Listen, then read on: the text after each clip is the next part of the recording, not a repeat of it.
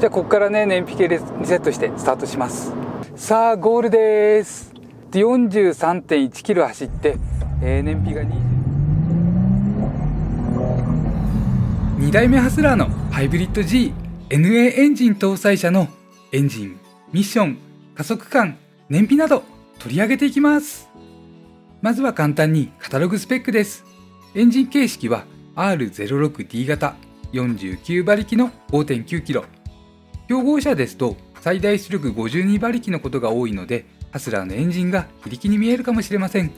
でも排気量が同じこうした場合ですと、得意な領域の違いとなることが一般的で、基本は排気量なりです。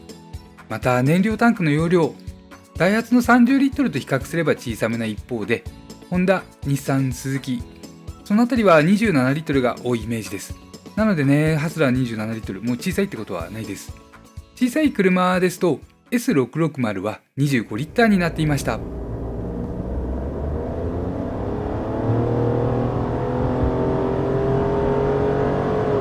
続いて加速・減速で気づいた特徴、そして燃費の話題へと進みます。加速時は思ったより高回転を使いたがらない印象でした。エンジン制御やスロットル特性など含めて低回転に強い特性を感じます。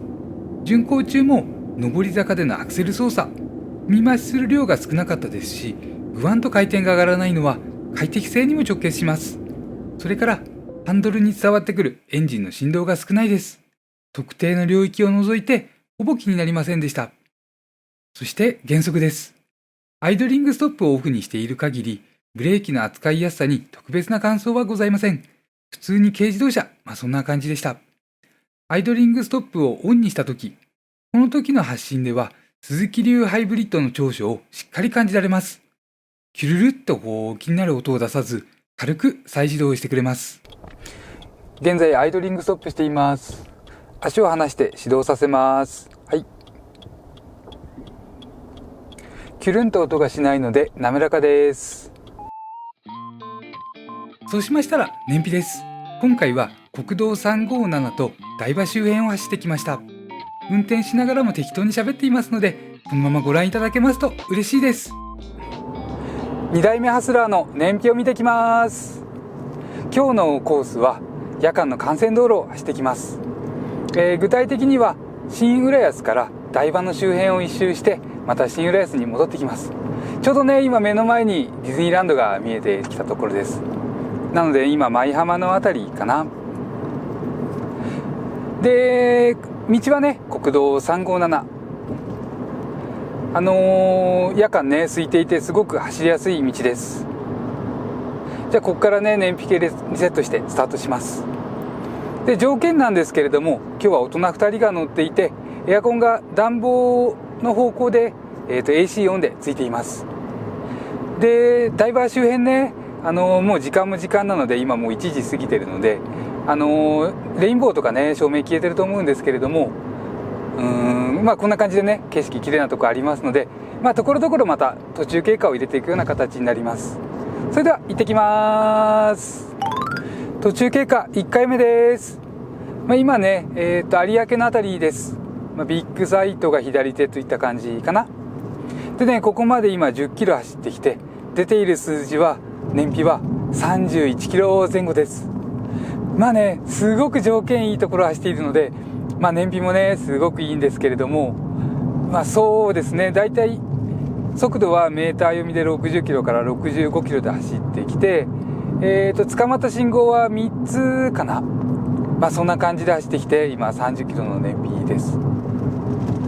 じゃあこれでね、目の前左側が、台場の駅ですね。これで左側がヴィーナスフォートですね。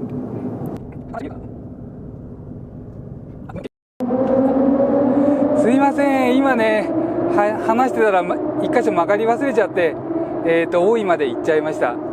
で、今ねこれ海の中です。海の下です。これ出たらね、台場のあたりをちょっと回ってみたいと思います。さあ、途中経過3回目です。ごめんなさい、途中経過2回目です。今ね、目の前というか右手側がレインボーブリッジのお台場の公園のところです。左側がデックス東京ですね。で、やっぱりね、ちょっとレインボー、下道はついてて上は消えてるのかな。まあ、ごめんなさい。それはね、ちょっと、置いといて、今、燃費がですね、18.2 キロ走ったところで、28.1 キロです。台場のあたり、ちょっとね、信号止まって少し落ちましたけれども、どうでしょう。結構ね、このくらいで燃費計安定してるので、これ28キロぐらい考えていいのかな、この車ね。そんな感じです。ちょっとね、じゃあこのまま、どうします？見物がてらこのままここを待ちます？それともレインボー下道行きましょうか。どこまでカメラに分かってるか分かんないんですけれども、右側がこれ、屋形船とか乗れるところですね。時間早ければね、人多いんですけれども、照明も多くてね、綺麗です。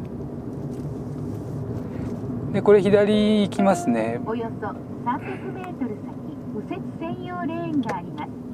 ご注意ください。止まります。そう、ブレーキがね、最初慣れるまでちょっとやりにくさを感じたんですけれども、今ね、結構普通にいい感じで止まれています。具体的なブレーキのタッチは、手前側が少し弱くて、途中からね、ちょっと聞き出すポイントがあって、ここ少しね、慣れが必要でした。あとはね、この車、モニターのね、液晶部で、ブレーキ動力のゲージが出てくるんですね。これちょっと差し込みます。で、これ見て、ペダルね、どれくらい踏んでるかっていうのがね、わかります。で、これね、減速力ではなくて、ペダルを踏んでる力が出てくるので、踏んでる量が出てくるので、例えば止まりながらでもね、停止してる時に、ブレーキペダルを踏んで、これぐらいで強いブレーキだなとか、それからあと、じわーっと踏めてるか、コクっていっちゃってるかとかね、そういうのがここのゲージ見ながらわかります。じゃあちょっと一旦これでカメラ止めます。さあ、では途中経過3回目です。さっきとね、あんま変わってないんですけれども、今、レインボーブリッジの下道一般道の方に来ました。上がよくね、動画とかでもある高速ですね。首都高。で、今ね、一応燃費は 20.8 キロ走って、25.6 の燃費が出ています。やっぱり市街地走っていたらちょっとは下がったかな。この辺はね、最終的な燃費を楽しみにしてください。で、ちょっとね、今ここ走ってる間に、パワートレインで思うことを述べさせていただきます。まずね、スズキの軽自動車というと、ハイブリッドと名前がつくのでね、この辺りから、とりあえずね、フルハイブリッドみたいな、ハイブリッドらしさはそんなにないです。っていうか、あんまりないです。ただね、そのオルタネーターがセルモーターを兼ねるみたいにしてエンジンを始動するということで、アイドリングストップからのね、再始動が、音が滑らかです。キュルルルルって音がしなくてね、ブーンってかかる感じです。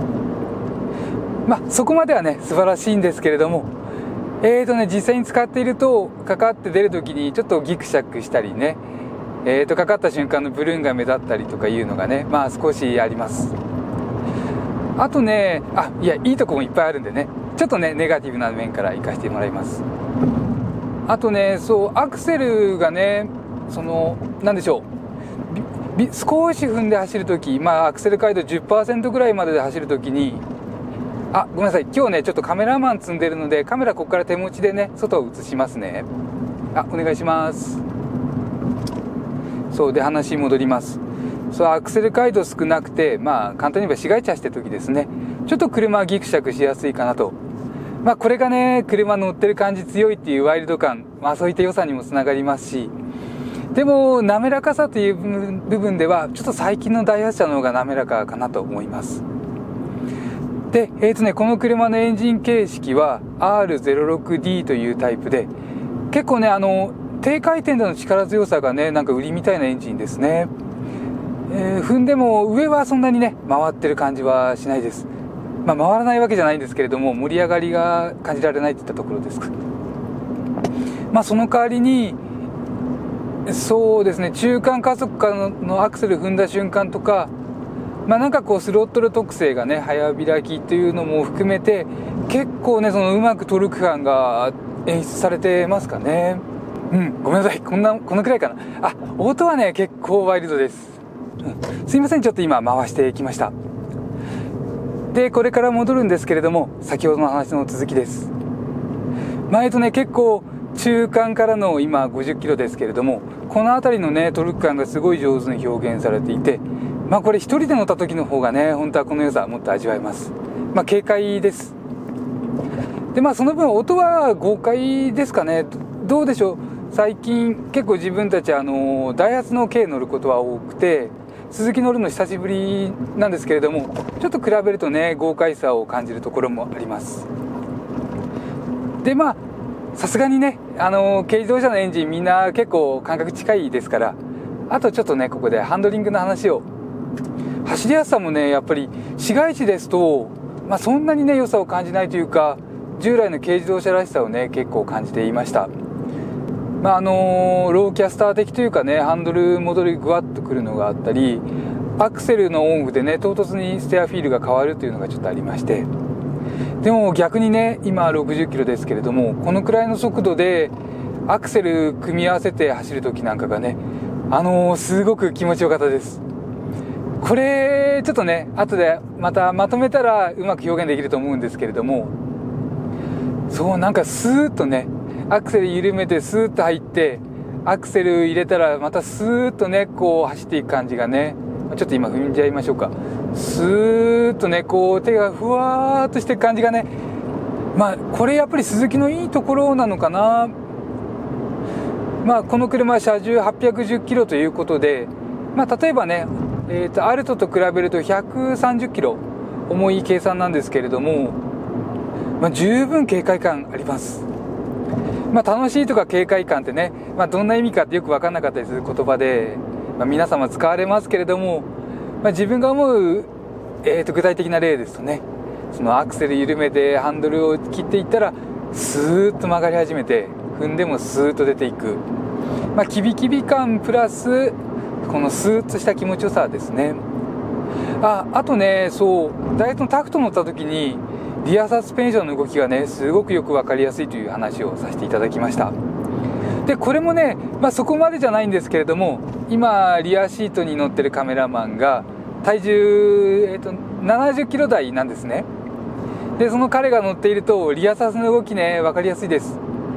しかもそれもグラッとくるような動きじゃないのでね、本当になんかリアサス使ってるっていった感じが、この辺でいいかなと思います。じゃあこれでね、また台場に戻ってきたので、浦安に戻って集計に入りたいと思います。さあゴールです。ゴールというかね、今日は新浦安の駅です。自分ここの大学通ってたこともあってね、首都高を使って車で通ってました。で、懐かしいなと思ってね、今走ってきたんですけれども、ごめんなさい、余談になっちゃいました。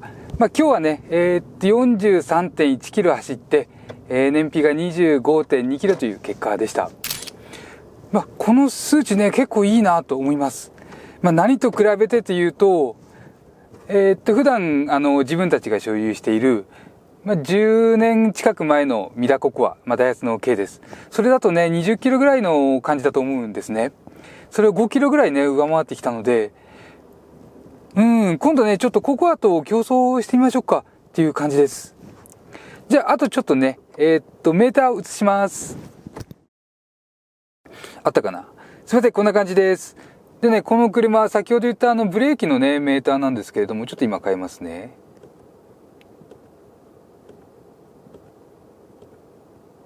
これです。これちょっと見ててくださいね。今止まっている状態で踏みます。ブレーキを踏むとこのゲージがね動きます。これ結構ね練習になると思うんですね。ちょっと雑に踏んでみますね。雑に踏むとこんな感じでピコンピコンピコンと、形いびつですね。今度ちょっと丁寧に踏んでみますね。